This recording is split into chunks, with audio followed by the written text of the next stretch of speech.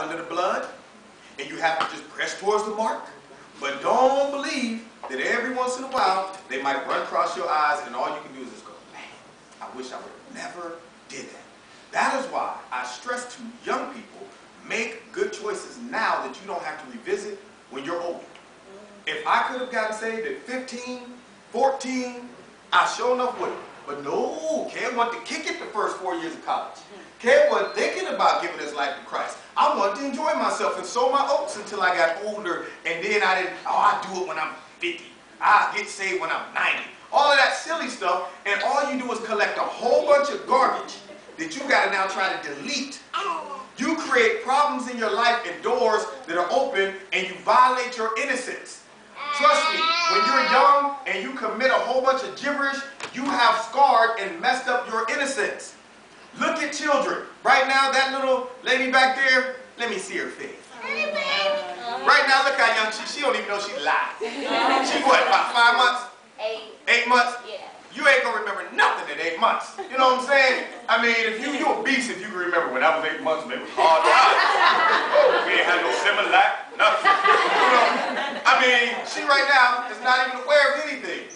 And so you have to understand, she still have innocence. Trust me, you know why you know this? Because I guarantee you, if she's like 1 year old and you take her down to Fountain Square where the fountain is and all the kids about her age playing, they can all walk around completely naked and not be ashamed. Because they're innocent in their mind. They swapping around in the water, it's completely naked, it's a jaybird. That's why you can show babies on TV butt naked. And nobody goes, ooh, oh, ooh. Unless you know. If you put up, hey, what's your problem? You need some help? We'll get you the help you need. But the average human being is not, they're not looking at babies. They look at them as innocent, and babies don't care. They're walking around like, I don't see what the problem is. But there's a certain age that you get when you start losing that innocence. When you start getting around that 5, that 4-year-old, when you start knowing how to cover up your tracks, trust me, kids, you don't, and this is how you know sin is real and it's built in. You don't even have to teach a kid to sin. Right. Trust me, you could throw a group of 2-year-olds in a big playroom, let them play for a while, and at some point one kid gonna say, my block. And the other kid gonna say, no, my block. And the one kid's gonna say, how about this? Right here, I told you it's my block.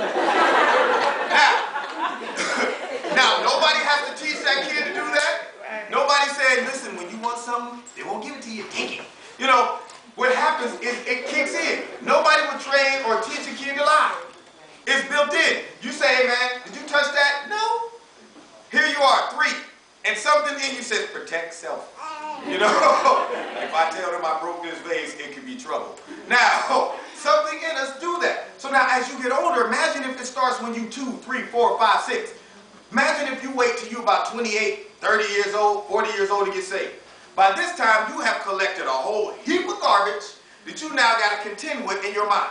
There are certain places I can't go, certain people I can't talk to, certain things I can't subject myself to, all because I participated in it while I was younger. Now, for me to be innocent in my thinking and say, I don't see what the problem is. I can go into a club, I can go into a bar and be fine because I've never violated my conscience. No, I remember how fun time it was. My flesh remembers all things. So soon as you collect that type of garbage, you put yourself back in certain situations, you remember it immediately, and you go, I wish I'd have never got involved in that because now something in me is longing to jump back in it. And so my objective is to teach you the word to where you say, if I can make a choice now before I get caught up in the hoopla, let me do it now versus later. I love it when a freshman come in and talk about, I'm ready to be saved. By that senior year, you done too much. Trust me. So, David says, my sin is ever before me. He has to revisit that every time that one of his kids act up. He had to revisit it when his baby had to die. He had to revisit it when Absalom had to be killed. And all he could do is get mad at himself. He couldn't point the finger at Joab. He couldn't point the finger at nobody else. All he can do is drop his head and say, Lord, I brought this one on myself. And so he says, my sin is ever before me. And then he goes on to say, against thee and thee only have I sinned. Now, understand what happens when you sin. Even if you happen to fall with someone, or you happen to do something to someone, even though you may have offended them, ultimately, really, who you have to be accountable to is God. There is no heaven or hell anybody else can put you in. Now, trust me, I did a lot of garbage prior to getting saved. I hurt some people. and I had really no conscience. Now, if for whatever reason God has mercy enough for me to go back and revisit those people, I will apologize. But I can't sit back scratching my head, stand up all night, thinking about the cat I beat up in the 2nd grade. Telling him, man, I need to find him. No, my point is, hopefully he's getting over it. I don't want to see him on Oprah like when I was in the 2nd grade. This guy beat me up. I don't want to hear that. I'm not going back to revisit that. It's in the past. What I do have to be accountable to is God, though. Because really, what you are doing is you are offending God. People who think they can eliminate God out of their choices are sadly mistaken. See, if we could get away with doing stuff and it didn't affect God, we would. Most humans do not want to sin against God. He just happens to be in the way of their choices. He just happens to be the obstacle that they try to get around. It's like, Lord, you just a casualty. All I wanted was the cookies. You know what I'm saying? You was in the way of the cookies, so I had to go, let me get those. And so God, unfortunately, gets scarred. He's going, even though your mama is hurt because you disobeyed her, or your dad is mad because you wrecked the car, or whatever you did, ultimately, they're going to have to get over it. Who you really have to reconcile with is God. Because at the end of the day, they got to stand before God right next to you. And he's going to say, not only did you whoop them for eating the cookies, you ate some cookies too. And the parent is going, don't listen to son like he is. He never did nothing wrong. You got to do this in front of my kids. Yeah. So even parents are accountable for their own choices. We all are accountable to God. And so what David does is he says, listen, against thee and thee only have I sinned and done this evil in thy sight, that thou mightest be justified when thou speakest and be clear when thou judgest. So he's saying, God, you've seen it. I cannot hide it. Our choices, even if we make them inside of a metal box, even if we make them just in our heads, God is always there looking and beholding them. And at some point when he says you're guilty, he's justified. You can't sit and argue with him talking about, nah, man, you got it wrong. Because God is going to look straight into the heart and see the truth. And so David is saying, look, against you and you only have I done these things. Now he gets to the core of it.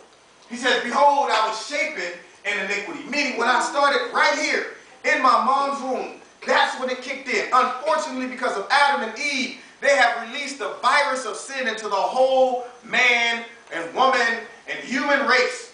We all now, unfortunately, are victims of circumstance. We now have to contend with this sin, built-in sin nature. Now, isn't that unfortunate? We didn't ask to come here, but we've been dealt this hand and we got to play it.